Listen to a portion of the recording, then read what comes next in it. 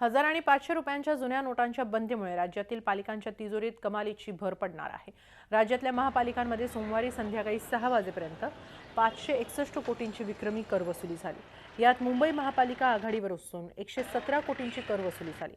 थकलेला मालमत्ता कर भरून 500 आणि हजाराच्या नोटा खपवण्यासाठी एकच गर्दी उसळली आहे। आज संपणारी मुदत सरकारनं 24 नोव्हेंबरपर्यंत वाढवून दिली आहे, त्यामुळे पुढच्या काळातही अशीच वसुली होत राहण्याची शक्यता आहे।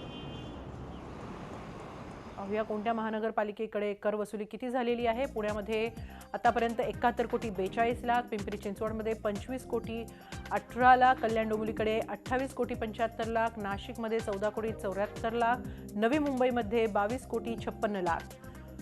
मुंबई महापालिका 117 कोटींसह आघाडीवर आहे। 5 आणि 1000च्या नोटा रद्द केल्यानंतरची ही कर वसुली आपण पाहतो आहोत।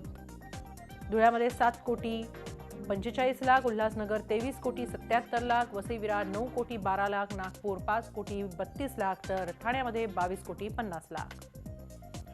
सोलापूरमध्ये 16 कोटी 28 लाख, औरंगाबादमध्ये 7 कोटी 91 लाख, मालेगावमध्ये 4 कोटी 38 लाख, जळगावमध्ये 6 कोटी 55 लाख, तर नांदेडमध्ये 7 कोटी 2 लाख। कोट्यवधींची ही कर वसुली आपण पाहतो आहोत। महानगरपालिकांमध्ये आलेली सांगलीमध्ये 9 कोटी 5 लाख, कोल्हापूर 4 कोटी 85 लाख, अकोला 2 कोटी 74 लाख, अमरावती 6 कोटी 74 लाख, लातूर 3 कोटी 88 लाख। झी 24 तास रहा एक पाऊल पुढे।